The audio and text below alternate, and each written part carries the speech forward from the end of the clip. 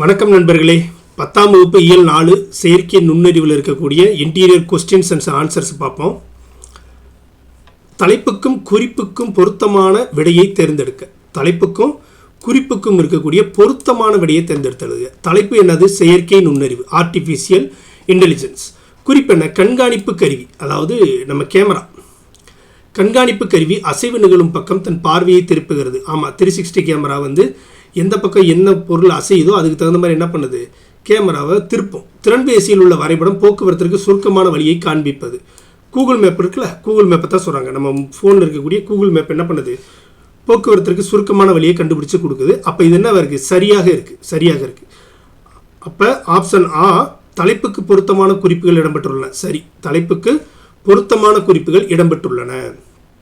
தலைப்புக்கு பொருத்தமான குறிப்புகள் இடம்பெற்றுள்ளன. தலைப்பும் பொருத்தமும் சரியாக இருக்குது. பாரத ஸ்டேட் வங்கியின் உரையாடு மென்பொருள் எது? பாரத ஸ்டேட் வங்கியுடைய உரையாடு மென்பொருளுக்கு பேர் என்னது? இலா. நம்ம ஸ்டேட் பேங்க் ஆஃப் இந்தியா இருக்குல்ல, அதோடைய உரையாடு மென்பொருளுக்கு பேர் என்னது? இலா. பொருத்தமான விடையை வரிசையை தேர்ந்தெடுத்தெழுதுக. பொருத்தமான விடையையும் வரிசையும் தேர்ந்தெடுத்தெழுதுக. மின்னணு புரட்சி, டிஜிட்டல் ரெவல்யூஷன். செயல்திட்ட வரைவு, கம்ப்யூட்டர் ப்ரோக்ராம். உலாவி, ப்ரௌசர். தரவு, டேட்டா. அப்போ 4, 3, 1, 2. 4, 3, 1, 2. சரி, இங்கே ஆப்ஷன் மாதிரி இருக்குது. 4, 3, 1, இங்கே 2. 4, 3, 1, 2. பொருந்தாத இணையை கண்டறிக. பொருந்தாத இணை. பெப்பர் ஜப்பானுடைய சாஃப்ட் வங்கி. வீட்டு உபயோகத்தெல்லாம் பயன்படுத்தக்கூடிய ஒரு தானியங்கி மென்பொருளுக்கு தான் என்னது? ஜப்பான் சாஃப்ட் வங்கி, பெப்பர். வாட்சன், ஐபிஎம் நிறுவனம். கரெக்டு, வாட்சன் தான் என்னது? ஐபிஎம் நிறுவனம் கண்டுபிடிக்கப்பட்ட ஒரு ரோபோ.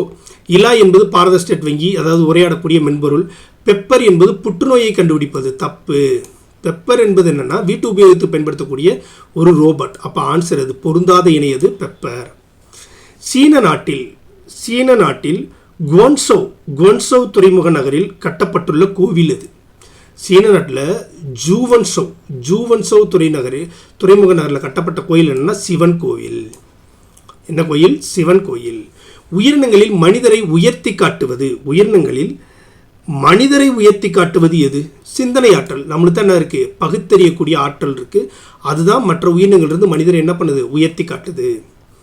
டேஸ்களில் ஒவ்வொருவருக்குமான தனிநபர் கணினிகளின் வளர்ச்சியும் இணைய பயன்பாட்டின் பிறப்பும் இன்றைய மின்னணு புரட்சிக்கு காரணமாக அமைந்தன. இது எந்த காலகட்டத்திலிருந்து ஒவ்வொரு தனிநபர் கணிச்சி, அதாவது பர்சனல் கம்ப்யூட்டர்ஸ் எப்போ ரெவல்யூஷனரியாக மாறுச்சு, அது எப்போ அனைவருக்கும் பயன்படுத்தக்கூடிய ஒரு புரட்சிகரமாக மாறுச்சுன்னா 1980 காலகட்டத்திலிருந்து. 1980 காலகட்டத்திலிருந்து. இவ்வுலகை மிகுதியாக ஆளக்கூடிய ஒரு தொழில்நுட்பம். எதுனா ஆர்டிஃபிஷியல் இன்டெலிஜென்ஸ், செயற்கை நுண்ணறிவு. இது நம்மளுக்கு தெரியும், நீங்கள் ஈஸியாக போட்டுருவீங்க. இயல்பான மொழிநடையை உருவாக்குதல் என்பது மென்பொருளின் பெயர். அதாவது நம்ம இயல்பான மொழிநடையை உருவாக்குவதற்காக ஒரு மென்பொருள் ஒன்று கண்டுபிடிக்கப்பட்டிருக்கு. அந்த மென்பொருளின் பேர் என்ன? வேர்ட்ஸ்மித். என்னது? வேர்ட்ஸ்மித். வேர்ல்டு ஸ்மித் இல்லை, வேர்ட்ஸ்மித். வேர்டு, WORD தான் என்னது? வேர்ட்ஸ்மித். வேர்ட்ஸ்மித் என்பதை தமிழில் டேஸ் என்றும் அழைப்பர். வேர்ட்ஸ்மித் என்பதை தமிழ் எப்படிமா? எழுத்தாணி இல்லை, எழுத்தாளி என்று அழைப்பார்கள். வேர்ட்ஸ்மித்தை தமிழ் என்ன அழைப்பாங்க? இயல்பான மொழிநடையை உருவாக்குவது பயன்படுத்தக்கூடிய மென்பொருள் பேர் தான் வேர்ட்ஸ்மித். இந்த வேர்ட்ஸ்மித் தமிழில் எப்படி கூப்பிடுவோம்னா எழுத்தாளி என்று கூப்பிடுவோம். இதழியல் செயற்கை நுண்ணறிவு செய்துள்ள குறிப்பிடத்தகுந்த மாற்றங்களில் ஒன்று. 9. இதழியலில் செயற்கை நுண்ணறிவு செய்துள்ள குறிப்பிடத்தகுந்த மாற்றங்களில் ஒன்று எது? இயல்பான மொழிநடை. இந்த வேர்ட்ஸ்மித் மூலமாக உருவாக்கக்கூடிய இயல்பான மொழிநடை இருக்குல்ல, அதுதான் இதழியலில் ஆர்டிஃபிஷியல் இன்டெலிஜென்ஸ்னால ஏற்படுத்தப்பட்ட மாற்றம். 2016 நோயாளி ஒருவரின் புற்றுநோயை கண்டுபிடித்த ஐபிஎம் நிறுவனத்தின் கணினியின் பெயர் என்ன? வாட்சன். இந்த வாட்சன் தான் புற்றுநோயை கண்டுபிடித்த ஒரு கணினி. புற்றுநோயை கண்டுபிடிக்கக்கூடிய கணினி என்னது? வாட்சன். இது எப்போ கண்டுபிடிக்கப்பட்டதுன்னா 2016 தான் என்ன கண்டுபிடிக்கப்பட்டது. செயற்கை நுண்ணறிவு கணினியான வாட்சன், அதாவது 2016 கண்டுபிடிக்கப்பட்ட வாட்சன், ஐபிஎம் நிறுவனத்தின் மூலம் உருவாக்கப்பட்ட வாட்சன் சில நிமிடங்களில் ஒரு குறிப்பிட்ட செகண்ட்ஸில் எத்தனை தரவுகளை அலசி நோயாளி ஒருவரின் புற்றுநோயை கண்டுபிடித்ததுன்னா கிட்டத்தட்ட 2 கோடி தரவுகளை அலசி ஆராய்ந்து ஒருவருடைய புற்றுநோயை கண்டறிந்தது. எது? ஐபிஎம் நிறுவனம் 2016 உருவாக்கப்பட்ட கணினியான வாட்சன். டேஸ் உதவியாளர்களை இங்கிவனை யான் பெறவே என்னத்தவம் செய்து விட்டேன் என்று பாரதியார் மெச்சுவது போல் மெச்சிக்கொள்ளலாம். புரியுதுங்களா? அதாவது இப்போ நம்மளுக்கு ஒரு உதவியாளர் ஒருத்தர் இருக்கிறாரு, அவரை நம்ம பாரதியார் ஒரு பாட்டு பாடிப்பார்ல, இங்கிவனை யான் பெறவே என்னத்தவம் செய்து விட்டேன் என்று மெச்சிக்கிறவார்ல, அது எதுன்னு கேட்டமாக்கும் மெய்நிகர் உதவியாளர். இங்கே வெறும் செயற்கை மட்டும்தான் இருக்குது. செயற்கை நுண்ணறிவுன்னு இருந்தால் தான் ஆன்சர். மெய்நிகர் தான் இங்கே என்னது? மெய்நிகர் உதவியாளர் தான் யார்? மெய்நிகரில் இருக்கக்கூடிய இன்னொரு சப்டிவிஷன் தான் ஆர்டிஃபிஷியல் இன்டெலிஜென்ஸ். அப்போ மெய்நிகர் உதவியாளர். இவ்வுலகை இதுவரை டேஸ் ஆண்டு கொண்டிருக்கிறது, இனிமேல் இதுதான் ஆளப்போகிறது. இந்த உலகை இதுவரை யார் ஆண்டுகிட்டு இருக்காங்க, இனிமேல் யார் ஆளப்போகிறாங்கன்றதுனா இந்த உலகை இதுவரை ஆண்டு கொண்டிருப்பது மென்பொருள், சாஃப்ட்வேர்.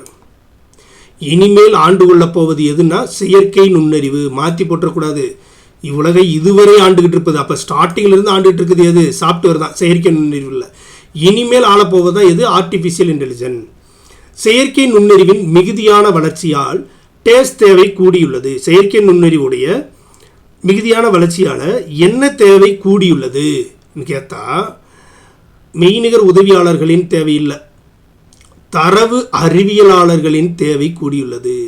டேட்டா சயின்ஸ் முடித்தவங்க இருக்காங்கல்ல, அவங்களுடைய தேவை அதிகரிச்சிருக்கு. இந்த ஆர்டிஃபிஷியல் இன்டெலிஜென்ஸ்னால யாருடைய தேவை அதிகரிக்குதுன்னா டேட்டா சயின்ஸ் படித்தவங்களுடைய தேவை அதிகரிக்கிறது. ஜப்பானில் சாப்ட் வங்கி உருவாக்கிய இயந்திர மனிதன் யார்? ஜப்பானில் சாப்ட் வங்கி உருவாக்கிய இயந்திர மனிதன் யாருன்னு கேட்டால் பெப்பர். ஜப்பான் இருக்கக்கூடிய சாப்ட் வங்கி தான் உருவாக்குனது பேர் தான் என்னது? பெப்பர். இந்த பெப்பர் தான் என்ன பண்ணுது? வீட்டு உபயோகப் பொருட்களுக்கெல்லாம் பயன்படுத்தக்கூடியதாக இருக்குது. உலக அளவில், அதாவது வீட்டு வேலை செய்வதற்கு உலக அளவில் அதிகம் விற்பனையாகக்கூடிய ரோபோ எது? உலக அளவில் அதிகமாக விற்பனையாகக்கூடிய ரோபோ எதுனா அதுவும் இந்த பெப்பர் தான். அதுவும் என்னதான்? பெப்பர் தான். பெப்பர் ரோபோக்களின் 3 வகையினுள் பொருந்தாததை கண்டறிக. வீட்டுக்கு பயன்படுகிறது, ஆமாம், 3 வகையான பெப்பர் ரோபோக்கள் இருக்குது. இன்னொன்று வணிகத்துக்கு பயன்படுகிறது, நம்ம கமர்ஷியல் ஆக்டிவிட்டீஸுக்கு. இன்னொன்று நம்ம படிப்பதற்கு பயன்படுகிறது. நாட்டுக்கு பயன்படுதுன்னா ஆர்மியில் இன்னும் என்ன பண்ணல, சேர்க்கலை. அப்போ இதுதான் ஆன்சர். நாட்டுக்கு பயன்படல, வீட்டுக்கு பயன்படுது, வணிகத்துக்கு பயன்படுது, படிப்புக்கு பயன்படக்கூடிய ரோபோ தான் என்னது? ஜப்பானுடைய சாஃப்ட் வங்கி உருவாக்கிய ரோபோ. மொத்தம் 3 விதமான பெப்பர் ரோபோக்கள் இருக்குது, அதோடைய பயன்பாடுகள். அடுத்து 18, நம்மை வளப்படுத்த உதவுவன. எதிர்காலத்தில் செயற்கை நுண்ணறிவு பற்றிய அறிவு. எதிர்காலத்தில் செயற்கை நுண்ணறிவு பற்றிய அறிவு நம்மளுக்கு கண்டிப்பாக தேவை. 4வது தொழிற்புரட்சியின் தொழில்நுட்பங்களை பயன்படுத்தும் அறிவு. ஆமாம், 4வது இன்னொரு தொழிற்புரட்சி ஒன்று உருவாகிக்கிட்டு இருக்கிறது. அந்த தொழில்நுட்பங்களுடைய பயன்படுத்தக்கூடிய அறிவு இருந்தால் தான் நம்மளை வளப்படுத்த உதவும். அப்போ 2ம் சரி. 19, இந்தியாவின் பெரிய வங்கி எது? இந்தியாவுடைய பெரிய வங்கி எது? நம்மளுக்கு எல்லாத்துக்கும் தெரியும், State Bank of India, Bharat state வங்கி. இலா என்ற உரையாடு மென்பொருளை உருவாக்கியது யார்? இலா என்ற உரையாடு மென்பொருளை உருவாக்கியதும் யார் தான்? ஸ்டேட் பேங்க் ஆஃப் இந்தியா தான். சோபியா என்னும் இயந்திர பெண்ணை உருவாக்கிய நிறுவனம் யாது? யாருன்னு பாருங்கள், சோபியா. சோபியா என்ற இயந்திர பெண்ணை உருவாக்கிய நிறுவனம் எதுனா ஹான்சன் ரோபாட்டிக்ஸ். இந்த ஹான்சன் தான் என்ன பண்ணியிருக்காங்க? அந்த சோபியாவை உருவாக்கியிருக்காங்க. ஹான்சன் தான் என்ன யாரை உருவாக்கியிருக்காங்க? சோபியாவை உருவாக்கியிருக்காங்க. சோபியா என்னும் இயந்திர பெண்ணுக்கு குடியுரிமை வழங்கியுள்ள நாடு எது? சோபியா என்ற இயந்திர பெண்ணுக்கே குடியுரிமை வழங்கிய நாடு சவுதி அரேபியா. சோபியா சௌ அப்படியாவது வச்சுங்க, சவுதி அரேபியா. அடுத்து பொருத்தி காட்டுக. வாட்சன் ஐபிஎம் நிறுவனத்தால் உருவாக்கப்பட்ட புற்றுநோயை கண்டுபிடிக்கக்கூடிய ஒரு மென்பொருள். அடுத்து பெப்பர், இது ஜப்பானுடைய சாஃப்ட் வங்கி உருவாக்கியது. இலா பாரத ஸ்டேட் வங்கியுடைய உரையாடு மென்பொருள். சோபியா என்பது ஒரு இயந்திர பெண், ஹான்சன் ரோபாட்டிக்ஸ் உருவாக்கியது. இப்போ 4, 3, 2, 1. 4, 3, 2, 1 ஆதான் ஆன்சர். ஹான்சன் ரோபாட்டிக்ஸ் நிறுவனம் 24 ஹான்சன் ரோபாட்டிக்ஸ் நிறுவனம் அமைந்துள்ள இடம் எது? ஹான்சன் ரோபாட்டிக்ஸ் நிறுவனம் அமைந்துள்ள இடம் எதுனா ஹாங்காய். ஹாங்காயில் இருக்கக்கூடிய ஹான்சன் ரோபாட்டிக்ஸ் நிறுவனம் உருவாக்கிய சோபியாவை தான் சவுதி அரேபியாவில் குடியுரிமை கொடுத்துருக்குறாங்க. ஓகேங்களா. அடுத்து 25 சரியான கூட்டினை கண்டறிக. சரியான கூட்டு. சீன நாட்டில் காண்டன் நகருக்கு 500 வடக்கே சுவன்சவ் என்னும் துறைமுக நகர் உள்ளது. கரெக்டு. சீன நாட்டுடைய காண்டன் நகருக்கு 500 வடக்கே இருக்கக்கூடிய நகரம் தான் எது? சுவன்சவ். வணிகத்திற்காக தமிழர்கள் அடிக்கடி சூவன்சவ் நகருக்கு சென்றதால் அங்கே சிவன் கோயில் ஒன்று கட்டப்பட்டது. இதுவும் சரி. நம்ம ஏற்கனவே பார்த்தோம் சீனாவில் எங்கு சிவன் கோயில் இருக்குன்னு பார்த்தோம். அது எங்கே இருக்குன்னா சூவன்சவில் இருக்குது. இது காண்டன் நகருக்கு 500 வடக்கே இருக்குது. சீன பேரரசரான குப்லாய் கான் ஆணையின் கீழ் தான் இந்த சிவன் கோயில் கட்டப்பட்டது என்பதற்கான தமிழ் கல்வெட்டு சீனாவில் இருக்குது. சீன பேரரசரான குப்லாய்க்கனுடைய ஆணையின் கீழே தான் சிவன் கோயில் கட்டப்பட்டது என்பதற்கான தமிழ் கல்வெட்டு எங்கே இருக்குது? சீனாவில் இருக்குது. சீனாவில் இருக்கக்கூடிய அந்த சிவன் கோயிலில் இருக்குது. இக்கோயிலில் சோழர் கால சிற்பங்கள் அமைக்கப்பட்டுள்ளன. ஆமாம், இதுவும் சரி. அப்போ 4ம் சரி. அப்போ என்னது? 4ம் சரி. 26 பொருத்தி காட்டுக. குப்லாய்க்கன் சீன பேரரசன். இவர் தான் என்ன பண்ணார்? சிவன் கோயில் கட்ட அனுமதி வழங்கியவர். அதுக்கடுத்து வாட்சன் புற்றுநோயை கண்டுபிடித்த செயற்கை நுண்ணறிவு கணினி IBM நிறுவனத்தால் உருவாக்கப்பட்டது. சூவன்சவ் இதுதான் தமிழர்களால் வணிக தொடர்பு வைத்திருந்த சீன துறைமுக நகரம். அது பிறகு அது சூவன்சவ். சோபியா என்பது சவுதி அரேபியாவில் குடியுரிமை வழங்கப்பட்ட இயந்திர பெண். இதழியலில் இயல்பான மொழிநடையை உருவாக்கும் மென்பொருள் எது? இதழியலில் இயல்பான மொழிநடையை உருவாக்கக்கூடிய மென்பொருள் எது? Word Smith. இதை தமிழில் எழுத்தாளி என்று அழைப்போம். தமிழில் என்ன பண்ணுவோம்? எழுத்தாளி என்று அழைப்போம். தகவல்களை கொடுத்தால் அழகான சில கட்டுரைகளை உருவாக்கக்கூடிய மென்பொருள் எது? நீங்கள் வெறும் டேட்டாஸை மட்டும் கொடுத்தா போதும், அதுவே என்ன பண்ணுவோம்? இயல்பான மொழிநடையில் உருவாக்கி கொடுத்துரும். அதுவும் இதுதான் வேர்ட் ஸ்மித் என்ற எழுத்தாளி. 2016 IBM நிறுவனத்தின் நுண்ணறிவு கணினி. 2016 IBM நிறுவனத்தால் கண்டுபிடிக்கப்பட்ட நுண்ணறிவு கணினி தான் எது? வாட்சன்.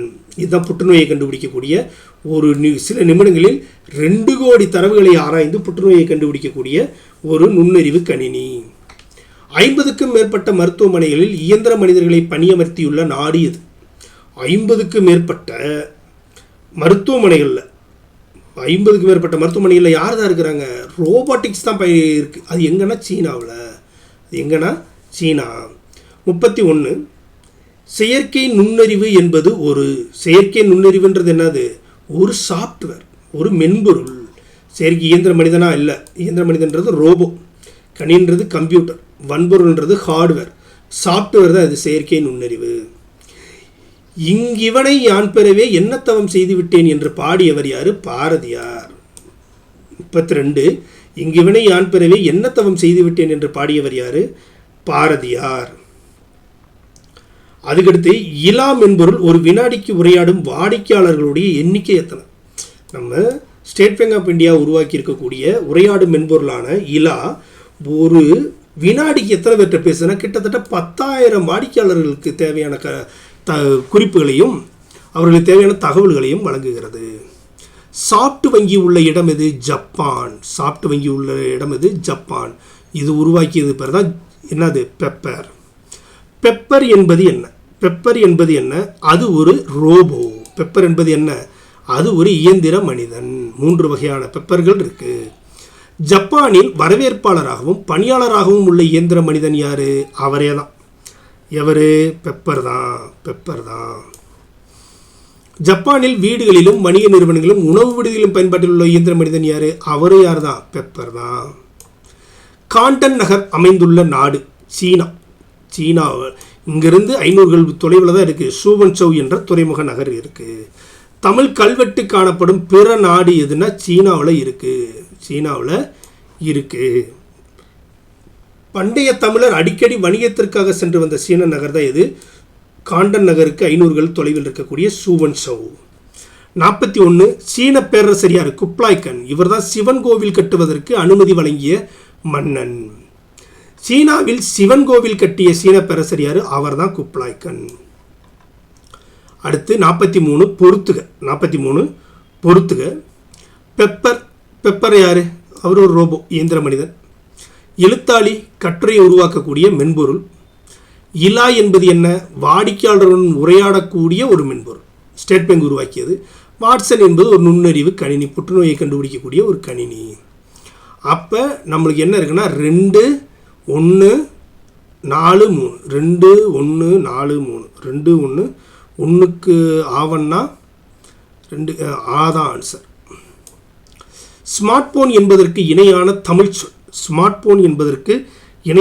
சொல் திறன்பேசி. 45 தொழிற்புரட்சியின் தொழில்நுட்பங்களை பயன்படுத்தும் அறிவு நம்மை வளப்படுத்த உதவும். எத்தனாவது தொழிற்புரட்சியுடைய தொழில்நுட்பத்தை நம்ம பயன்படுத்தினா நம்மளை வளப்படுத்தும்னா 4வது தொழிற்புரட்சியுடைய தொழில்நுட்பங்களை பயன்படுத்தும் பொழுது நம்மளுடைய அறிவு என்ன செய்யும்? வளப்படும் நம்மளுடைய அறிவு.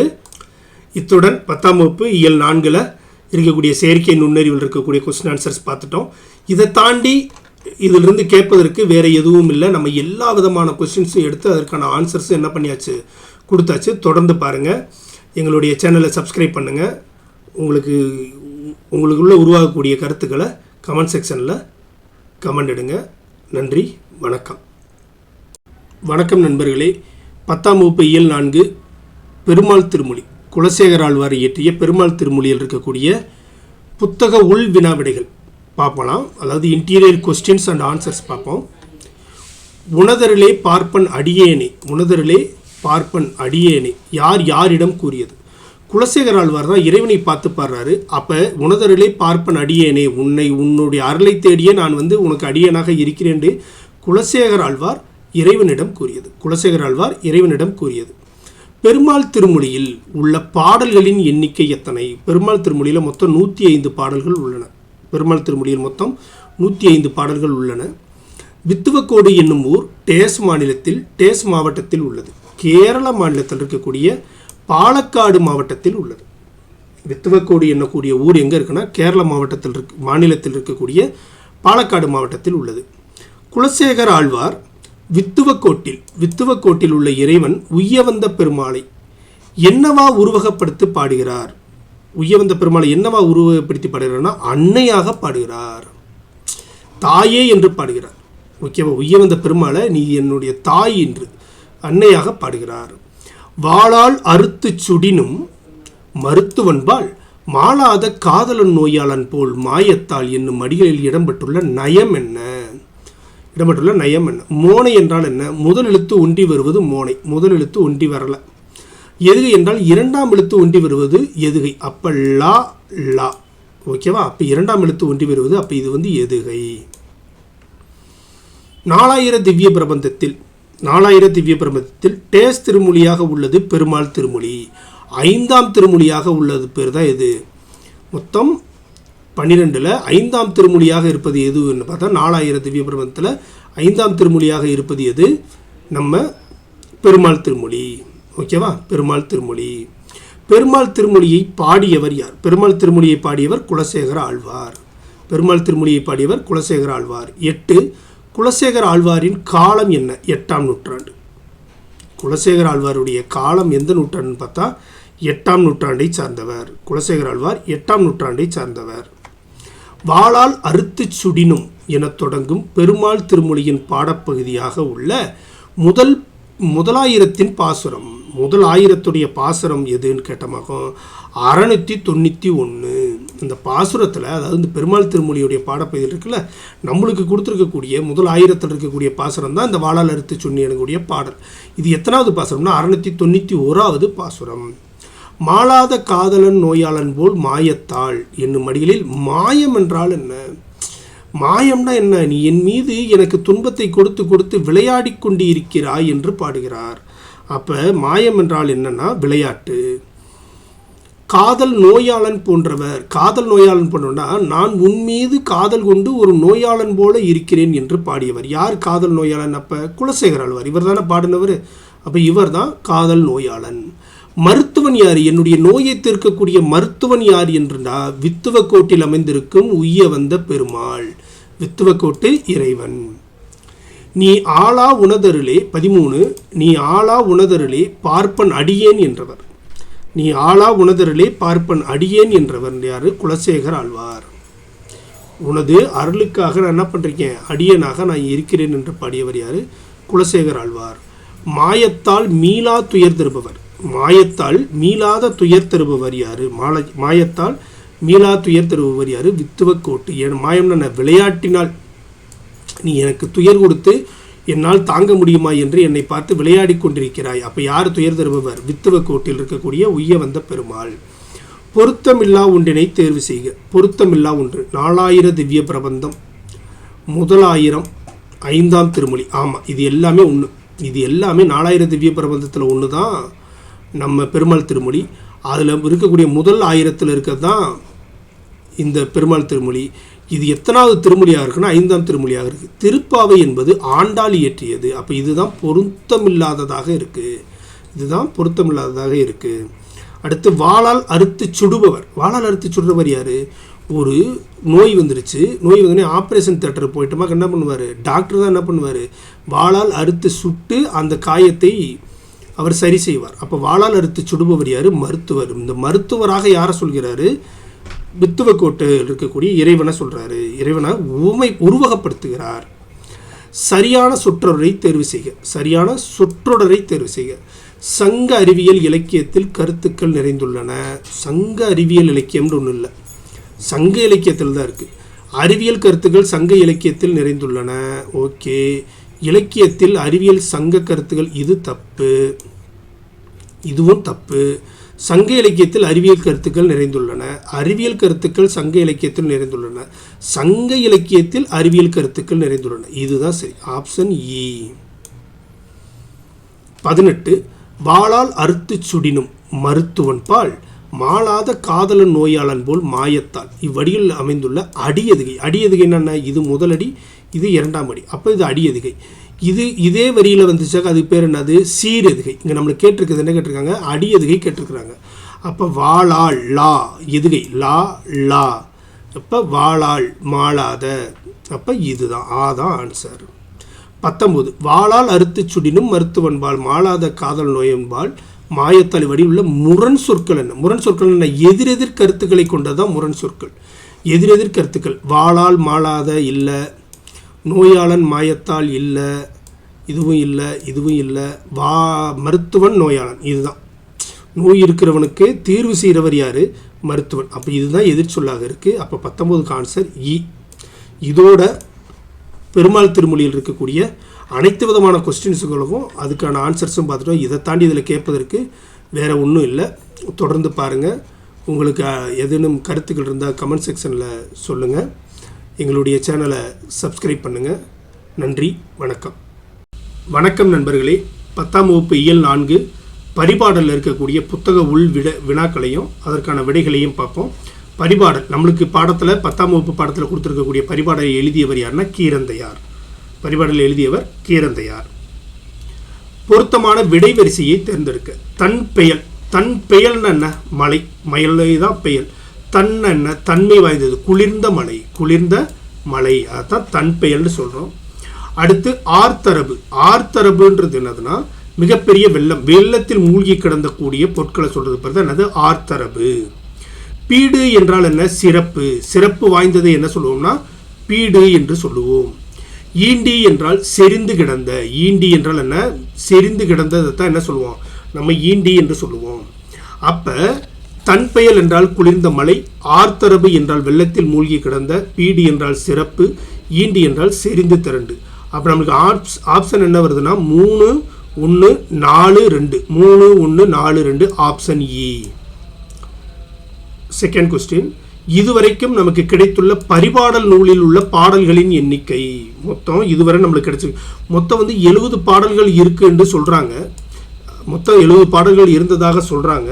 நம்மளுக்கு ஆக மொத்தம் இப்போ கிடைச்சிருக்கிறது எத்தனைனா மொத்தமே 24 தான் கிடைச்சிருக்கு பரிபாடலில். அப்போ நம்மளுக்கு கிடைத்திருக்கக்கூடிய பாடல்களின் எண்ணிக்கை 24. 8 தொகை நூல்களில் ஒன்று தான் இந்த பரிபாடல். 8 தொகை நூல்களில் ஒன்று தான் எது? இந்த பரிபாடல்.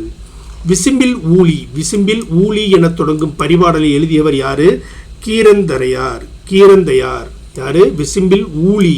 விசும்பில்னா விசும்புண்டா வானம், ஊழி என்றால் என்னது? போக பழங்காலம். ஊழின்றது என்னது? பழங்காலம்.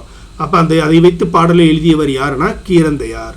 பரிபாடல் டேஸ் என்னும் புகழுடையது. பரிபாடலில் உரையாசிரியர்கள்லாம் என்னவா இதை அழைக்கிறாங்கன்னு பார்த்தோமாக்கும், ஓங்கிய கருத்துக்களை கொண்டுள்ளதால் இதனை ஓங்கு பரிபாடல் என்று அழைக்கிறார்கள். இதனை என்ன சொல்கிறாங்க, ஓங்கு பரிபாடல் என்று அழைக்கிறார்கள்.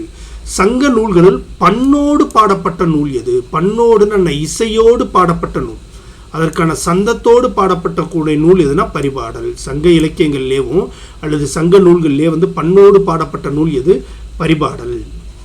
பரிபாடலில் 70 பாடல்கள் இருப்பதாக கூறியுள்ளவர்கள் யாருன்னா புலவர்களா இல்லை, வரலாற்று ஆய்வாளர்களும் இல்லை, இலக்கிய உரையாசிரியர்கள் சொல்கிறாங்க.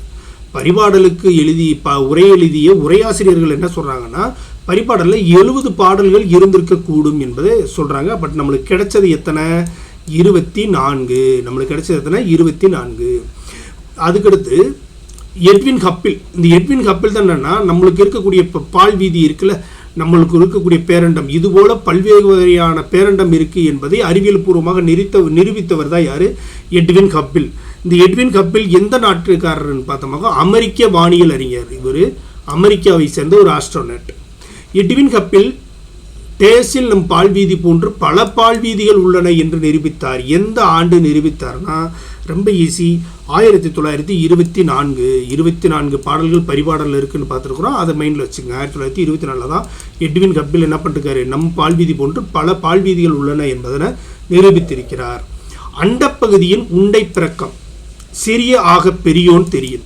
அதாவது அண்டப்பகுதியோட உண்டை பிறக்கம்ன்றது சிறுசாக இருந்து பார்த்தா பெருசாக தெரியும் என்றதை என்ன சொல்கிறாரு, சிறு பனித்துளியிலிருந்து கூட ஒரு மிகப்பெரிய பனை மரத்தை பார்க்க முடியும் நம்ம பார்த்துருப்போம்ல, அந்த தான் சொல்கிறாங்க. அண்டப்பகுதியின் உண்டை பிறக்கம் சிறிய ஆக பெரியோன் தெரியின் என்றத முன்னாடியே இது போன்ற வானவியல் கருத்துக்களை கூறியவர் யாருன்னா மாணிக்க வாசகர் எழுதிய திருவாசகம்.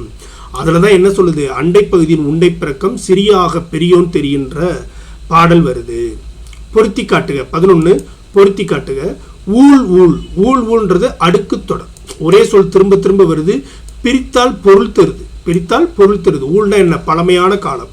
அப்போ என்னது? அடுக்கு தொடர். வளர்வானம். வளர்வானம்னா என்னன்னா வளர்வானம். அப்போ ஒரு வினையை 3 காலத்திலும் வந்தால் அது வினைத்தொகை. வளர்வானம், வளர்கின்ற வானம், வளரும் வானம் என்று 3 காலத்திலும் வருவதனால் இது என்னது? வினைத்தொகை. செந்தி. செந்தி எப்படி பிரிக்கலாம்? செம்மை கூட்டல் தீ. அப்ப மை விகுதி பெற்று வந்தால் அது என்னது? பண்பு தொகை. வாரா. கடைசி எழுத்து நெடிலெழுத்தாக மாறி எதிர்மறை கருத்தை தருகிறது. வரும் என்பது வாரா என்று மாறுகிறது. அப்ப வாரா என்பது ஈறுகட்ட ஈட்டெழுத்து கெட்டு போனதனால் பெயரச்சம் என்னவாயிருச்சு? எதிர்மறை ஆயிருச்சு. அப்ப இது என்னது? ஈறுகட்ட எதிர்மறை பெயரச்சம். ஈறுகட்ட எதிர்மறை பெயரச்சம். அப்போ ஆப்ஷன் என்ன?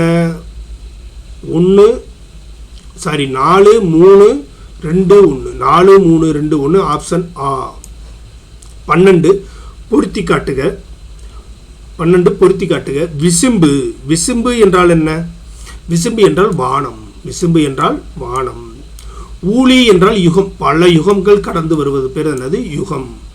அடுத்து ஊழ் என்பது முறை, தொடர்ந்து வரக்கூடிய அடுத்தடுத்து வரக்கூடியது தான் அது முறை என்று சொல்லுவோம். அதான் ஊழ். பீடி என்றால் சிறப்பு. பீடி என்றால் சிறப்பு. அப்போ நம்மளுக்கு ஆப்ஷன் என்ன வருது? 3 2 4 1. 3 2 4 1 ஆப்ஷன் ஆ. 13.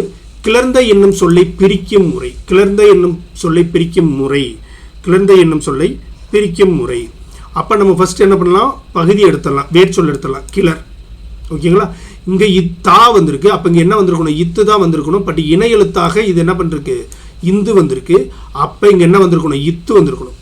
இத்து தான் இந்தாக வந்துருச்சு. அடுத்து இந்து பிராக்கெட்டில்.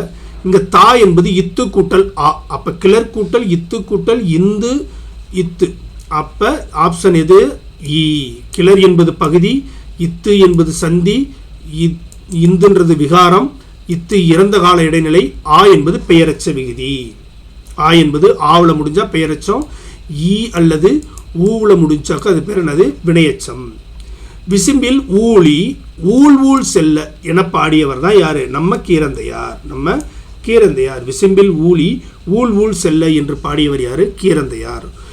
மொத்தம் 5 பூதங்கள் இருக்கு. அதுல முதல் பூதம் எதுனா ஆகாயம், வானம். முதல் பூதம் எது? வானம். முதல் பூதம் எது? வானம். கருவளர் வானத்து 16 கருவளர் வானத்து இசையில் தோன்றி உரு அறிவாரா ஒன்றன் ஊழியும். கருவளர் வானத்து இசையில் தோன்றி உரு அறிவாரா ஒன்றன் ஊழியும். இவ்வடியில் இடம்பெற்றுள்ள நயம் என்ன? எதுகை இருக்கான்னு பார்ப்போம். இரண்டாம் எழுத்து ஒன்றி வருவது எதுகை? ரு ரு. அப்போ எதுகை இருக்கு. மோனை முதல் எழுத்து ஒன்றி வருவது மோனை. மோனை முதல் எழுத்து ஒன்றி வரல. இயைபுன்றது கடைசி எழுத்து ஒன்றி வருவது இயைபை. அதுவும் வரல. அந்தாதி என்பது இங்கு முடிஞ்சிருக்க எழுத்தோடு இங்கே தொடங்கணும். அதுவும் வரல. அப்போ ஆப்ஷன் ஆ. 17 முதல் பூதம் வானம். முதல் பூதம் இது வானம். 18 பரிபாடலில் புவிக்கு கூறப்பட்ட உவமை. பரிபாடலில் கீரந்தையார் என்ன பண்ணுறாருன்னா புவிக்கு எதனை உவமையாக கூறுற? ஒரு நெருப்பு பந்துன்றார். பல காலம் அப்படியே நெருப்பாக கொதித்து கொண்டிருந்தது.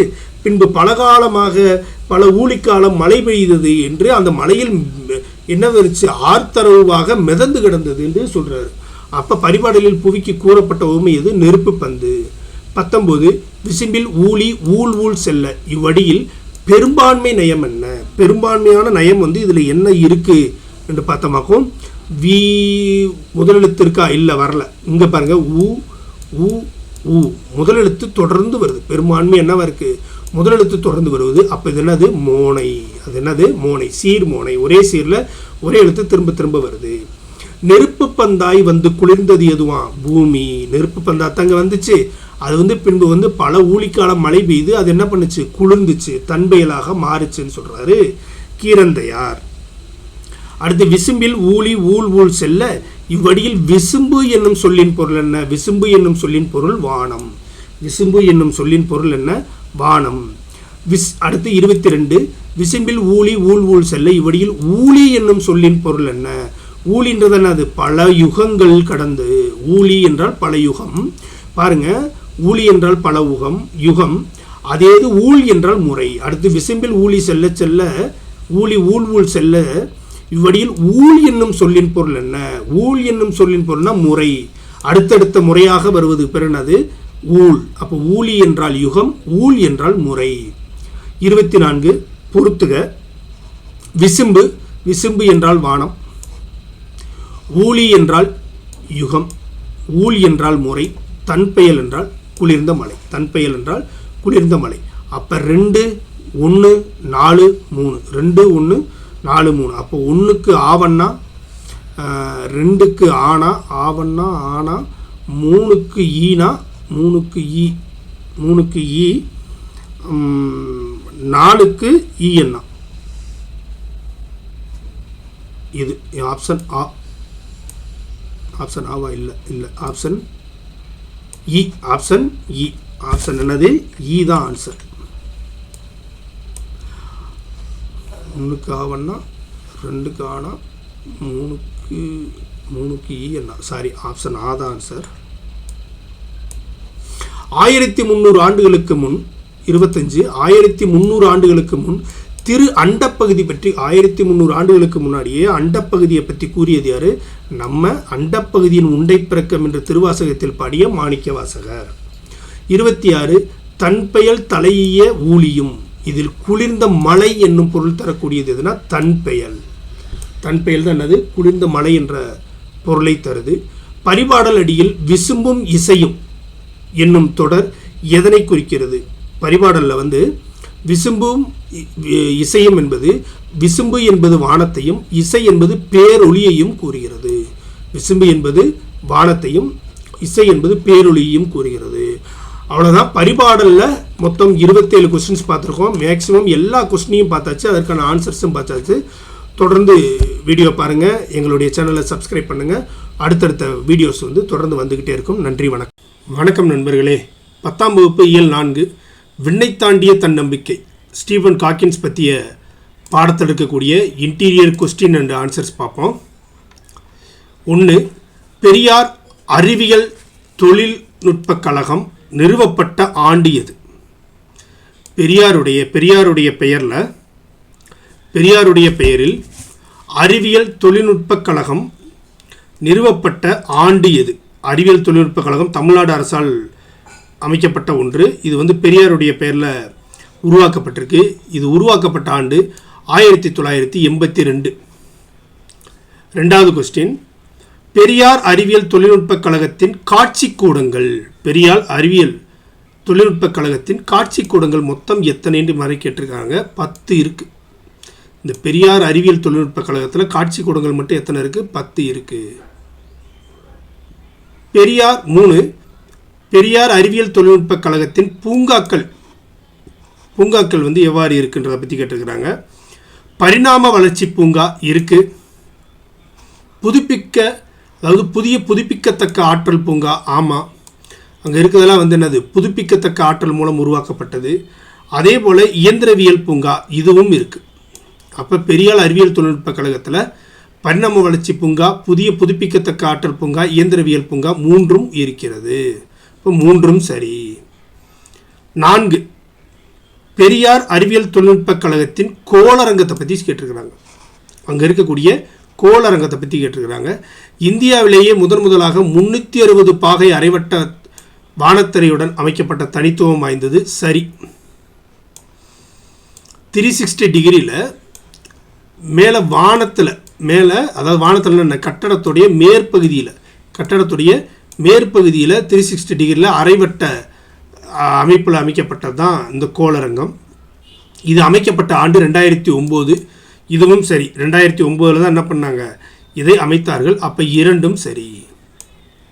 5, ஸ்டீஃபன் ஹாக்கிங்கின் படத்தின் கீழே தோன்றிய தொடர்கள். அவருடைய ஃபோட்டோவுக்கு கீழே தோன்றிய தொடர்கள் என்னன்னு கேட்டிருக்கிறாங்க. மாற்றத்திற்கு ஏற்ப தகவமைத்துக் கொள்ளும் திறனை புத்தி கூர்மை, அப்படி அவர் சொல்லலை. அந்த தொடர் அங்கே இடம்பெறலை. அறியாமை அறிவாற்றலின் மிகப்பெரிய எதிரி அல்ல, அது அறிவின் மாயையே என்று சொன்னார். ஆமாம், நீங்கள் வந்து அறியாமையில் இருக்கிறது வந்து அறிவாற்றலுடைய எதிரி இல்லை, நீங்கள் அறிவின் மாயை. நீங்கள் வந்து என்ன பண்ணுறீங்க, அந்த அறிவாற்றல் இருக்கக்கூடிய மாயை தான் அறியாமைன்னு சொன்னார். இது சரி. உடல் ஊனத்தை வெல்லும் ஆற்றல் தன்னம்பிக்கைக்கு உண்டு. இது அவருடைய ஸ்டீஃபன் ஹாக்கின்ஸுடைய வாழ்க்கையிலிருந்தே நம்ம என்ன பண்ணிக்கலாம், எடுத்துக்கலாம். அப்போ 2ம் 3ம் சரி. ஆவண்ணா. 6, தற்காலத்தில் டேஸ் என்று புகழப்பட்டவர் ஸ்டீஃபன் ஹாக்கின்ஸ். ஸ்டீஃபன் ஹாக்கின்ஸை வந்து தற்காலத்தின் ஐன்ஸ்டீன் என புகழப்பட்டார். தற்காலத்தின் ஐன்ஸ்டீன் என்று புகழப்பட்டவர். ஸ்டீஃபன் ஹாக்கின்ஸ் இங்கிலாந்து மருத்துவமனையில் அனுமதிக்கப்பட்ட ஆண்டு என்ன? அப்போ அவருக்கு வயது என்ன? அதாவது பக்கவாத நோயால் பாதிக்கப்பட்டு ஸ்டீஃபன் ஹாக்கின்ஸ் அவர்கள் இங்கிலாந்து மருத்துவமனையில் அனுமதிக்கப்பட்ட ஆண்டு என்ன? அது அவர் அப்போதைய வயது என்னென்னா 1963 ஆண்டு 21 வயதில் அவர் என்ன பண்ணார், இங்கிலாந்து மருத்துவமனையில் அனுமதிக்கப்பட்டார். ஸ்டீஃபன் ஹாக்கிங்க்கு ஏற்பட்ட நோய் இப்போ தான் பார்த்தோம், பக்கவாத நோய். அதாவது கை கால் எதுவுமே என்ன பண்ணாது, சரியாக இயங்காது. ஸ்டீஃபன் ஹாக்கின்ஸ் மூச்சு குழாய் தடங்களால் பேசும் திறனை இழந்த ஆண்டு 63 என்ன பண்ணிடுறாரு, இவர் இங்கிலாந்து மருத்துவமனையிலவே அட்மிஷன் அட்டன் பண்ணிடுறாரு. அதற்கு பின்பு என்ன நடக்குதுன்னு பார்த்தோமாக்கும் 1985 அவருக்கு மூச்சு குழாய் தடங்கள் ஏற்படுகிறது. அதனால் பேசும் திறனை இழந்து வருகிறார். 63 பக்கவாத நோயால் பாதிக்கப்படுறாரு. 85 பேசும் திறனை இழந்து விடுகிறார். பக்கவாதம் என்னும் நரம்பு நோய் பாதிப்புடன் ஸ்டீஃபன் ஹாக்கின்ஸ் மேலும் இயங்கிய ஆண்டு. அவர் பாதிக்கப்பட்டு ஹாஸ்பிட்டலில் சேர்ந்து ட்ரீட்மெண்ட் எடுத்த பிறகு அவர் எத்தனை வருஷம் உயிர் வாழ்ந்தார்னா, அதற்கு பின் 53 ஆண்டுகள் உயிர் வாழ்ந்தார். அதற்கு பின் 53 ஆண்டுகள் உயிர் வாழ்ந்தார். சரியான 11 சரியான கூட்டினை கண்டறிக. சரியான கூட்டினை கண்டறிக. ஸ்டீஃபன் ஹாக்கின் அத்தனை உறுப்புகளும் செயலிழந்த நிலையில் இயங்கியவை கன்னத்தின் தசையையும் கண் சிமிட்டலும் மட்டுமே. சரி. கடைசியில் பக்கவாத நோயால் 1963 தன்னுடைய 21வது வயதில் பாதிக்கப்பட்ட ஸ்டீஃபன் ஹாக்கின்ஸ்க்கு அத்தனை உறுப்புகளும் செயலிழந்த நிலையில் அவர் எதை மூலமாக மட்டும் இயங்கிட்டு இருந்தார்னா, கன்னத்துடைய அசைவும் கண் சிமிட்டலும் மட்டுமே. இந்த கன்னத்து அசைவு இருக்குல்ல, இந்த அசைவு மூலம் தன்னுடைய கருத்தை கணினியில் தட்டச்சு செய்து வெளிப்படுத்தியவர் தான் ஸ்டீஃபன் ஹாக்கின்ஸ். இவர் என்ன பண்ணார்னா, தன்னுடைய ஆய்வுகளுக்கு செயற்கை நுண்ணறிவு கணினியை செயல்படுத்தினார். அதாவது ஆர்டிஃபிஷியல் இன்டெலிஜென்ஸை பயன்படுத்தியவர் தான் யார், ஸ்டீஃபன் ஹாக்கின்ஸ். அப்போ 3ம் சரி. 12வது கொஸ்டின், ஸ்டீஃபன் ஹாக்கிங்கின் ஆராய்ச்சியில் முக்கியமானவை. அவருடைய ஆராய்ச்சியில் ரொம்ப ரொம்ப முக்கியமானது எதுன்னு பார்த்தோமாக்கும் பேரண்ட பெருவெடிப்பு பற்றிய ஆய்வு தான் அவருடைய முக்கியமான ஆய்வு. ரெண்டாவது அவருடைய ஆய்வு எதுன்னு கேட்டமாக்கும் கருத்துளை ஆய்வு. ரெண்டாவது அவருடைய ஆய்வு என்னது? கருத்துளை ஆய்வு. பக்கவாதத்தினால பாதிக்கப்பட்டாரே ஒழிய அதை பற்றி அவர் ஆய்வு செய்யலை. அப்போ முதல் இரண்டும் சரி. ஆப்ஷன் ஆ. 13 இப்பேரண்டம் பெருவெடிப்பினால் உருவானதே என்பதற்கான சான்றுகளை எதன் அடிப்படையில் ஸ்டீஃபன் ஹாக்கின்ஸ் விளக்கினார்? நம்ம பெருவெடிப்பை பற்றியும் கருந்துளை பற்றியும் ஒரு ஆய்வு செய்துள்ளார் என்று பார்த்தோம். இந்த பெருவெடிப்பினால தான் இந்த இப்பேரண்டம் உருவாச்சுன்னு சொல்கிறத அவர் எதன் உதவியில் அல்லது எந்த முறையில் அவர் அதனை விளக்கினார் என்றால் கணிதவியல் அடிப்படையில், மேத்தமெட்டிக்கல் தியரி மூலமாக என்ன பண்ணார்? இது அவர் நிறுவினார். இப்புவியின் படைப்பில் 14 இப்புவியின் படைப்பில் கடவுள் என்ற ஒருவர் பின்னணியில் இருந்தார் என்பதை ஸ்டீஃபன் ஹாக்கின்ஸ் என்ன சொல்கிறாருன்னா, அந்த கடவுள் தான் அந்த பூமியை படைத்தார், இந்த பேரண்டத்தை படைத்தார் என்பதை என்ன பண்ணார்? அவர் முற்றிலும் மறுத்தார். அவர் முற்றிலும் என்ன பண்ணார்? மறுத்தார். 15 பிரபஞ்சத்தை இயக்க வைக்கும் ஆற்றலாக கடவுள் என்ற ஒருவரை கட்டமைக்க வேண்டியதில்லை என்று கூறியவர் யாருன்னா ஸ்டீஃபன் ஹாக்கின்ஸ் தான். இவர் என்ன பண்ணுறாரு? இந்த பேரண்டத்தையோ இந்த பிரபஞ்சத்தையோ இயங்க வைக்கிறதுக்கு இன்னொரு ஆற்றலாக கடவுள் இருக்கான்றதை அவர் நம்பவே இல்லை. அவர் முழுக்க அறிவியல் பூர்வமாக இந்த உலகம் உருவானது என்பதனை மற்றும் அவர் நம்பிக்கை கொண்டிருந்தார். அதனை நிரூபிக்கவும் செய்தவர் தான் ஸ்டீஃபன் ஹாக்கின்ஸ். 16 கருந்துளை என்ற சொல்லையும் அதனுடைய கோட்பாட்டையும் முதலில் பயன்படுத்தியவர் யார்? கருந்துளை என்ற சொல்லையும் அவருடைய கோட்பாட்டையும் முதல்ல பயன்படுத்தியவர் யார்னா ஸ்டீஃபன் ஹாக்கின்ஸ் தான். பிளாக் தியரி ஹோல் அல்லது பிளாக் ஹோல்னு சொல்லுவோம்ல, பிளாக் ஹோல் தியரி, அந்த தியரியை முதல்ல வெளிப்படுத்தியது யார்னா ஸ்டீஃபன் ஹாக்கின்ஸ் தான். 17 ஸ்டீஃபன் ஹாக்கின்ஸுடைய முன்னோடிகள் யார்னா ஐன்ஸ்டீன், அதாவது இக்கால ஐன்ஸ்டீன் என ஸ்டீஃபன் ஹாக்கின்ஸ் அதனால தான் அழைக்கப்படுகிறார். அடுத்து நியூட்டன். கிரிகோர் மெண்டல் அவர் ஒரு பயாலஜிஸ்ட். இவங்க 2 பேரும் ஃபிசிக்ஸ், இவரும் ஃபிசிக்ஸ் தான். அப்போ 1 2 சரி. 18 நியூட்டன், ஸ்டீஃபன் ஹாக்கின்ஸ் ஆகியோர் கணக்கியல் துறையின் லூகாசியன் பேராசிரியர் என்ற மதிப்பு மிகுந்த பதவியை வகுத்த பல்கலைக்கழகம். அதாவது ஒரு குறிப்பிட்ட அளவு மிகப்பெரிய ஒரு துறையில் வல்லுநராக இருப்பவர்களுக்கு, ஒரு குறிப்பிட்ட துறையில் மிகப்பெரிய வல்லுநர்களாக இருப்பவர்களுக்கு கேம்பிரிட்ஜ் பல்கலைக்கழகம் அவர்களுக்கு ஒரு சிறப்பு அந்தஸ்தை கொடுக்கறது. அந்த அந்தஸ்தோட பேர் தான் லூகாசியன் பேராசிரியர். அந்த பதவியை வகித்தவர் யாருன்னு கேட்டமாக்கும் நியூட்டனுக்கு அடுத்து ஸ்டீஃபன் ஹாக்கின்ஸ் தான். எங்கன்னு பார்த்தமாக்கும் கேம்பிரிட்ஜ் யூனிவர்சிட்டி. 19 ஈர்ப்பலைகள் குறித்த முடிவுகளை கணித சமன்பாடு மூலம் கோட்பாடுகளாக சொன்னவர் யாருன்னா, இங்கேயும் நம்ம ஸ்டீஃபன் ஹாக்கின்ஸ் போட்டுறக்கூடாது. 19 இந்த ஈர்ப்பலைகளை பற்றி கூறியது யாருன்னா ஐன்ஸ்டீன். ஈர்ப்பலைகளை பற்றி கூறியது யார்? ஐன்ஸ்டீன். ஐன்ஸ்டீன் காலத்தில் டேஸ் எனும் கோட்பாட்டை யாரும் ஏற்றுக்கொள்ளவில்லை. E=mc². இவருடைய சார்பியல் தத்துவத்தை யாருமே என்ன பண்ணிக்கல, ஏற்றுக்கிறவே இல்லை. ஐன்ஸ்டீன் ஈர்ப்பலைகள் இருப்பதாக கூறியதை உலகம் எத்தனை ஆண்டுகளுக்கு பின்னாடி அதை கண்டுகிருச்சு. அவர் E=mc² சொல்லிட்டு போயிட்டாரு. பட் அது எத்தனை ஆண்டு கழிச்சு தான் அதை ஏற்றுக்கொண்டார்கள்னா கிட்டத்தட்ட 100 ஆண்டுகள் கழித்து தான் ஐன்ஸ்டீனுடைய ஈர்ப்பலைகள் தத்துவம் ஏற்றுக்கொள்ளப்பட்டது. 100 ஆண்டுகளுக்கு அப்புறம் தான் அவருடைய தத்துவம் என்ன பண்ணுச்சு, ஏற்றுக்கொள்ளப்பட்டது. 22 ஸ்டீஃபன் ஹாக்கிங் விளக்கிய கருந்துளை கோட்பாட்டை உலகம் எளிதில் புரிந்து கொள்ள காரணம். ஏன் ஐன்ஸ்டீனுடைய E=mc² புரிந்து கொள்வதற்கு 100 ஆண்டுகள் ஆகிச்சு? அதே ஸ்டீஃபன் ஹாக்கிங்ஸுடைய கருத்துளை கோட்பாட்டை உலகம் ஏன் எளிதில் புரிந்து கொள்ளுச்சு என்று பார்த்தமாக்கும் இவர் விண்மீன் இயக்கத்தோடு ஒப்பிட்டு குறிப்பிட்டார். கணித சமன்பாடு மூலம் கோட்பாட்டுகளை சொன்னார். ஆனால் அதனால அவங்க எளிதில் புரிந்து கொண்டார்கள் சொல்லி போற்றக்கூடாது. விண்மீன், இந்த பேரண்டத்துடைய இருக்கக்கூடிய விண்மீன்களுடைய இயக்கத்தோடு ஒப்பிட்டு இவருடைய கணித கோட்பாடு இருந்ததனால் இவங்க என்ன பண்ணிக்கிட்டாங்க, எளிதில் புரிந்து கொள்ளப்பட்டது. 23 அமெரிக்காவின் உயரிய விருதான அதிபர் விருதினை பெற்றவர் தான் ஸ்டீஃபன் ஹாக்கின்ஸ். அமெரிக்காவில் மிகப்பெரிய பிரசிடென்சியல் அவார்டுன்னு ஒன்று கொடுப்பாங்க. அந்த அவார்டை பெற்றவர் தான் யார்? Stephen Hawkins. 24 ஸ்டீஃபன் ஹாக்கிங் பெற்றுள்ள விருதுகளை கண்டறிய. அவர் என்னென்ன விருதெல்லாம் பெற்றிருக்கிறார்னா, ஆல்பர்ட் ஐன்ஸ்டீன் விருது பெற்றிருக்கிறார், உல்ஃப் விருதும் பெற்றிருக்கிறார், காப்லி பதக்கமும் பெற்றிருக்கிறார், அடிப்படை இயற்பியல் பரிசும் பெற்றிருக்கிறார். அப்போ 4 சரி. 25 கலிலியோவின் நினைவு நாளில் பிறந்து ஐன்ஸ்டீனின் பிறந்த நாளில் இருந்தவர். எப்படின்னு பாருங்களேன், கலிலியோட நினைவு நாள். ஐன்ஸ்டீனுடைய பிறந்த நாளில் இறந்தவர். ஓகேங்களா? அதாவது கலிலியோட நினைவு நாளில் பிறந்து ஐன்ஸ்டீனுடைய பிறந்த நாளில் இறந்தவர் தான் யார்? Stephen Hawkins. ஸ்டீஃபன் ஹாக்கிங் எழுதிய நூல்களும் காலத்தின் சுருக்கமான வரலாறு என்ற நூல் எத்தனை மொழிபெயர்கள்? இவர் காலத்தின் சுருக்கமான வரலாறு என்று தன்னுடைய கருத்துளை கோட்பாட்டை விளக்கி இருக்கிறார். அந்த நூல் எத்தனை மொழிகளில் மொழிபெயர்க்கப்பட்டது என்றால் கிட்டத்தட்ட 40 மொழிகளில் மொழிபெயர்க்கப்பட்டது. 40 மொழிகளில் மொழிபெயர்க்கப்பட்டது. ஸ்டீஃபன் ஹாக்கிங் எழுதிய காலத்தின் சுருக்கமான வரலாறு வெளிவந்த ஆண்டு எது? வெளிவந்த ஆண்டு 1988. வெளிவந்த ஆண்டு 1988.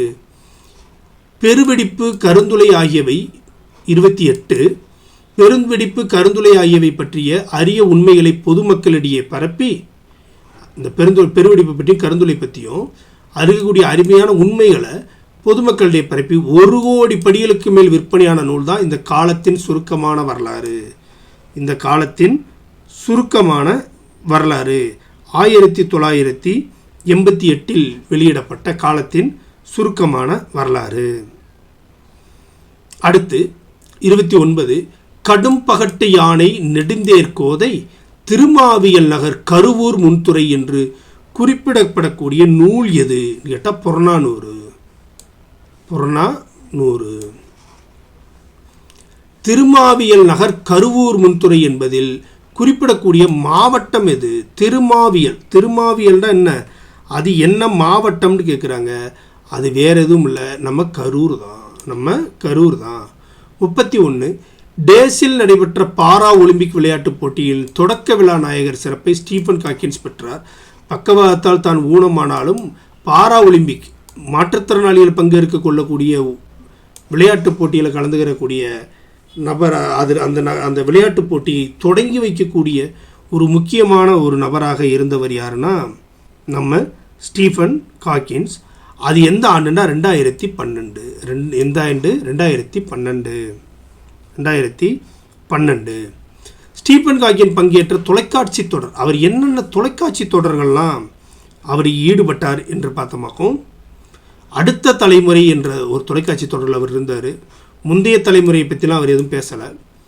பெருவெடிப்பு கோட்பாட்டை பற்றி பேசினார். சிறுவெடிப்பாடு கோட்பாட்டை பற்றிலாம் அவர் பேசலை. அப்போ 1, 3 ஆவண்ணா சரி. 1, 3 ஆவண்ணா சரி. 33. ஸ்டீஃபன் ஹாக்கிங் சூடான காற்று நிரப்பிய பலூனில் வானில் பறந்து தனது எத்தனாவது பிறந்த நாளை கொண்டாடினார்? இந்த ஹைட்ரஜன் பலூன் மூலமாக போய் வானில் பறந்து என்ன பண்ணார்? தன்னுடைய பிறந்த நாளை கொண்டாடியவர் தான் ஸ்டீஃபன் ஹாக்கின்ஸ். அது அவருடைய 60வது வயதில் பண்ணினார். 60வது வயதில். 34. ஸ்டீஃபன் ஹாக்கிங் டேஸ் என்ற விமானத்தில் பூஜ்ய ஈர்ப்பு விசை பயணத்தை மேற்கொண்டு எடையற்ற தன்மையை உணர்ந்தார். இந்த ஸ்டீஃபன் ஹாக்கின்ஸ் என்ன பண்ணுறாருன்னா, ஒரு விமானத்தில் பூஜ்ய ஈர்ப்பு விசை பயணத்தை மேற்கொள்கிறாரு. அதனால அவருக்கு தன்மையை உணர்ந்தார். எடையற்ற தன்மையை அவர் என்ன பண்ணுறாரு? உணர்ந்ததை பண்ணுறாரு. அது எந்த விமானம்னு கேட்டுக்கிறாங்க. போயிங் 727. 35.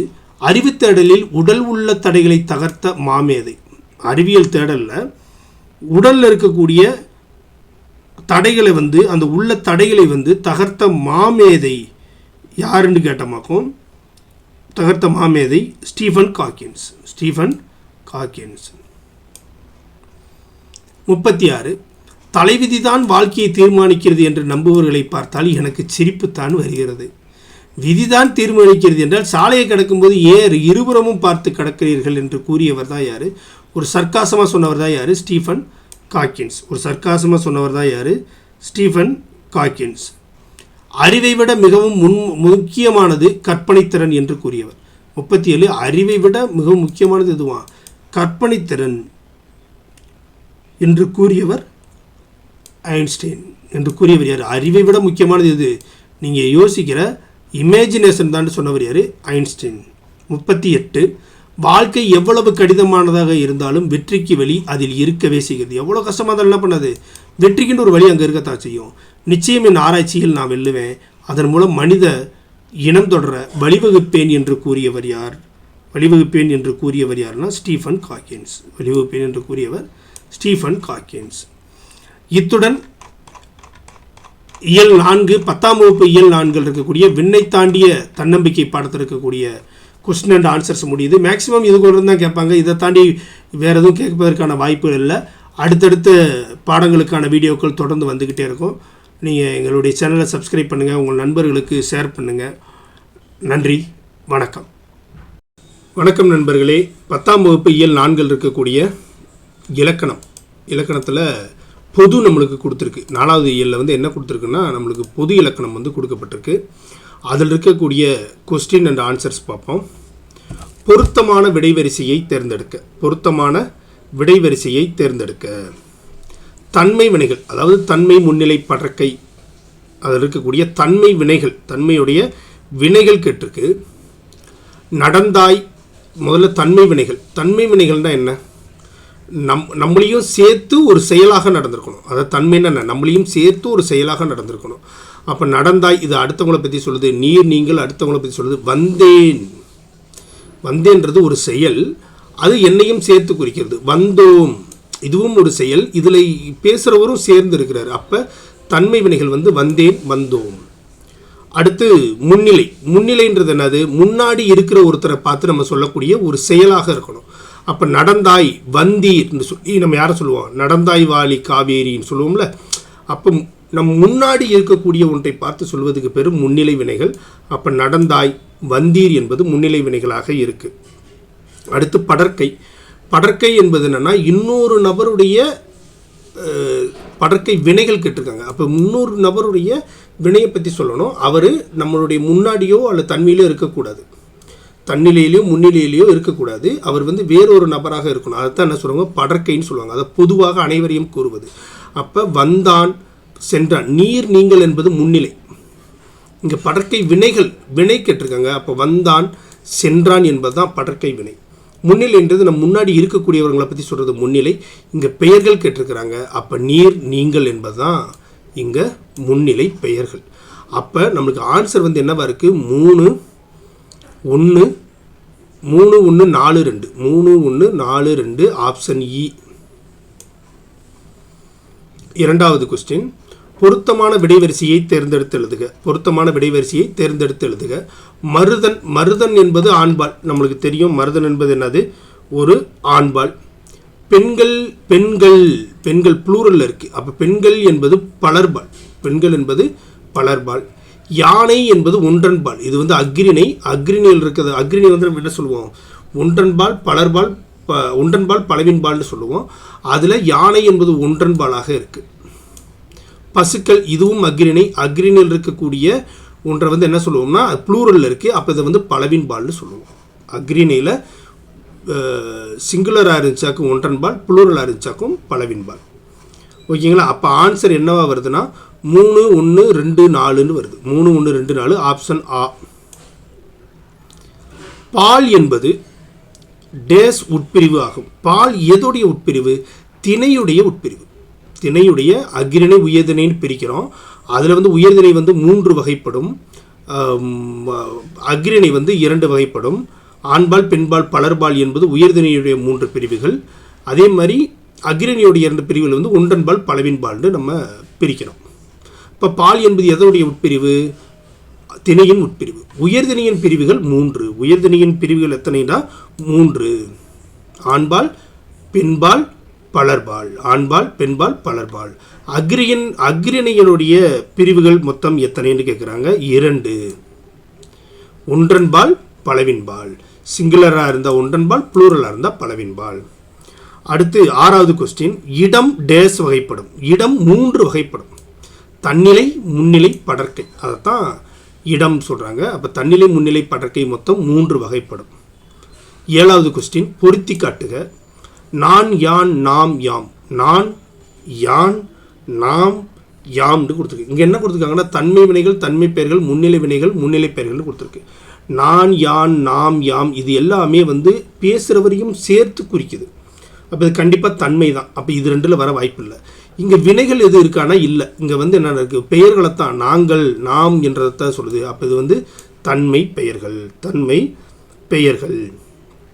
ஃபர்ஸ்ட் ஆப்ஷன் என்னது? தன்மை பெயர்கள். வந்தேன் வந்தோம் என்று இருக்கு. இதுலேயும் பேசுகிறவரும் சேர்ந்து இருக்கிறாரு. வந்தேன் வந்தோம் இருக்கு. ஆனால் இது வந்து வினையை குறிக்கிறது. அப்போ இது என்னது? தன்மை வினைகள். தன்மை வினைகள். நீ, நீர், நீவீர், நீங்கள் என்று சொல்லி முன்னிலையில் இருக்கவங்களை பார்த்து சொல்லுது. அப்போ இதில் எது செயல் இருக்கா? இல்லை. அப்போ இது வந்து முன்னிலையில் இருக்கக்கூடிய பெயர்கள். நடந்தாய், வந்தீர், சென்றீர்கள்னு சொல்லி முன்னாடி இருக்கிறவங்கள பற்றி சொல்லுது. அப்போ இது முன்னிலை. ஆனால் இங்கே வந்து ஒவ்வொன்றும் செயலில் முடிஞ்சிருக்கிறதுனால இது வந்து முன்னிலை வினைகள்னு சொல்கிறோம். அப்போ நமக்கு ஆப்ஷன் என்னென்னா 2, 1, 4, 3. 2, 1, 4, 3 ஆப்ஷன் ஆ. 8 பொருத்தி காட்டுக. 8 பொருத்தி காட்டுக. அவன். அவன்றது என்னது? அவன் தன்னிலை முன்னிலை படர்க்கு. தன்னிலைன்னா நான், முன்னிலைன்னா நீ. அப்போ அவன் இருக்கு. இது வந்து படர்க்கை. அவன் என்பது என்னது? படர்க்கை பெயர். பரந்தன. பரந்தனன்று எதை சொல்லுவோம்? அக்ரிணையத்தான் சொல்லுவோம். பரந்தன என்று எதை சொல்லுவோம்? அக்ரிணையத்தான் சொல்லுவோம். அதே மாதிரி இது என்ன இருக்குது? நம்ம அந்த இடத்துல இல்லை, இது ஒரு வினையாகவும் இருக்குது. பரந்தன என்பது ஒரு வினையாகவும் இருக்குது. அப்போ இது கண்டிப்பாக என்னவாக தான் இருக்கும்? படர்க்கை வினையாகத்தான் இருக்கும். படர்க்கையுடைய வினையாகத்தான் இருக்கும். பரந்தன. நடந்தாய். நடந்தாய் என்பது முன்னாடி இருக்க ஒருத்தரை பற்றி சொல்வது. அவருடைய வினையை குறிக்குது. அப்போ என்னது? முன்னிலை வினை. வந்தேன் நம்மளை பற்றி நம்மளே கூறுவது. ஆனால் இது ஒரு வினையோடு வந்தேன் என்ற ஒரு செயலையும் குறிக்கிறதுனால இது தன்மை வினை. அப்போ நம்மளுக்கு ஆப்ஷன் என்ன கிடைக்குது? 4, 3, 2, 1 ஆப்ஷன் ஆ. 9 இலக்கண முறையுடன். இலக்கண முறையுடன் பிழையின்றி பேசுவதும் எழுதுவதும். அதாவது இலக்கண முறையோடு பிழையின்றி எழுதுவதும் பேசுவதற்கும் பேர் இலக்கணத்தில் என்னன்னா வளாநிலை. அதாவது வலுவாத நிலை. வலுவாத நிலை தான் வளாநிலை. இலக்கண முறையின்றி பேசுவதும் எழுதுவதும் டேஸ் எனப்படும். இலக்கண முறையின்றி பேசுவது. இங்கே இலக்கண முறையோடு கரெக்டாக பேசுவது. இங்கே இலக்கண முறை இல்லாமல் பேசுவதுக்கு பேர் வந்து என்னது? வலு. இலக்கண முறை இல்லாமல் பேசுவதுக்கு பேர் என்னது? வலு. அடுத்து பொருத்தி காட்டுக. பொருத்தி காட்டுக. செலியன் வந்தது. அதாவது என்ன வலு? அதாவது இதில் வந்து வலு இருக்குது. வலுன்னா என்ன? இலக்கண முறை இல்லாமல் இருக்குது. அது என்னவா இருக்குன்னா செலியன் என்பவன் வந்தான். செலியன் வந்தான்ட்டு தான் இருக்கணும். இங்கே ஒரு ஆண்பால் இருக்குது. ஆண்பாலுக்கு இங்கே என்னவா இருக்குன்னா அக்ரணி. இங்கே உயர்திணைக்கான பெயர் இருக்குது, ஆனால் அக்ரணிக்கான வினை இருக்குது. அப்போ இது என்னது? கண்டிப்பாக தப்பு. அப்போ இது என்னது? திணைவலு. ஏன்னா உயர்திணை அக்ரணி இருக்குது. அப்போ இது வந்து என்னது? திணைவலு. கண்ணகி உண்டான். கண்ணகி என்பது பெண்பால். உண்டான் என்பது ஆண்பாலில் இருக்குது. அப்போ இது என்ன வலு? பால் வலு. ஆண்பால் பெண்பாலில் பிழையாக இருக்குது. அப்போ இது என்னது? பால் வலு. நீ வந்தேன். நீ வந்தேன். இங்கே வந்து காலவலு இருக்குது. இடவலு இருக்குது. தன்னிலை முன்னிலை படர்க்கை. நீ வந்தாயின்னு தான் சொல்லணும். நீ வந்தேன் என்று சொல்லப்பட்டிருக்கு. அப்போ இங்கே அது இருக்குது? இடவலு இருக்குது. நேற்று வருவான். நேற்று வந்தாண்டு தான் இருக்கணும். நேற்று வருவான்றது வந்து காலத்தை வந்து பிழையின்றி பேசக்கூடியதாக இருக்குது. அதனால் இது வந்து என்னது? காலவலு. அப்போ ஆப்ஷன் என்னது? 4, 3, 2, 1. 4, 3, 2, 1 ஆப்ஷன் ஆ. 12 ஒரு விரலை காட்டி சிறியதோ பெரியதோ என்று கேட்பது டேஸ் வலு. ஒரே ஒரு விரலை காட்டிட்டு அது சிறுசா பெருசா என்று கேட்பது என்னது? அதுக்கு பேர் வந்து என்னன்னா வினாவலு. வலுன்றது இது தப்பு தான்.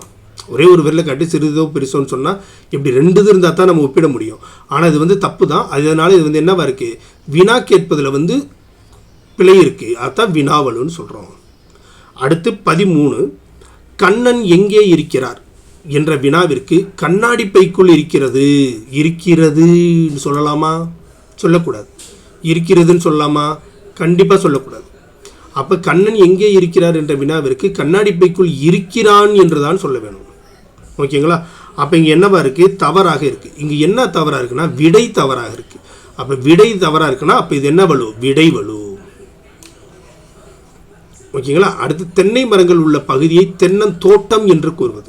தென்னை மரங்கள் உள்ள பகுதி என்ன சொல்லணும்? தென்னந்தோப்பு என்று தான் சொல்லணும். தென்னம் தோப்பு என்று தான் சொல்லணும். அப்போ மரபு வழியாக நம்ம பயன்படுத்தக்கூடிய சொற்களை மாற்றி சொல்வதனால இது என்ன வலு? மரபு வலு. இது என்ன வலு? மரபு வலு. 15 பொருத்தி காட்டுக. என் அம்மை வந்தாள். என் அம்மை வந்தாள். என் அம்மை வந்தாள் என்று இருக்கு. என் அம்மை வந்தாள் என்று இருக்கு. அப்போ இங்கே என்ன வலுவமைதி? வலுவமைதினா என்ன? இலக்கண முறையின்றி பேசுதல். இலக்கண முறையின்றி பேசுதலுக்கு பேர் தான் என்னது? வலுவமைதி. அப்போ என் அம்மை வந்தாள்னு சரியாக இருக்குது. அப்போ இது திணை வலுவமைதி. ஆண்பால் பெண்பாலுக்கு வந்தாண்டு தான் இருக்குது, வந்தாண்டு இல்லை. அடுத்து கத்தும் குயிலோசை என்றன் காதில் விழ வேண்டும். கத்தும் குயிலோசை எந்தன் காதில் விழ வேண்டும். குயில் கத்துமா கூவுமா? குயில் கத்துமா கூவுமா? கூவும். ஆனால் இங்கே என்ன இருக்குது? கத்தும் குயிலோசைன்னு இருக்குது. அப்போ இது என்ன வலுவமைதின்னு பார்த்தோமாக்கும், இது நமக்கு மரபு வலுவமைதி. மரபு ரீதியாக குயிலை வந்து நம்ம என்ன தான் சொல்லுவோம்? குயில் கூவும்னு தான் சொல்லுவோம். பட் இது வந்து மரபு வலுவமைதி. குடியரசுத் தலைவர் நாளை தமிழகம் வருகிறார். குடியரசுத் தலைவர் நாளை தமிழகம் வருகிறார். இது சரியாகத்தான் இருக்குது. இது கால வலுவமைதி, காலத்தை சொல்லுது. வாடா ராசா மகளை பார்த்து தாய் அழைப்பது.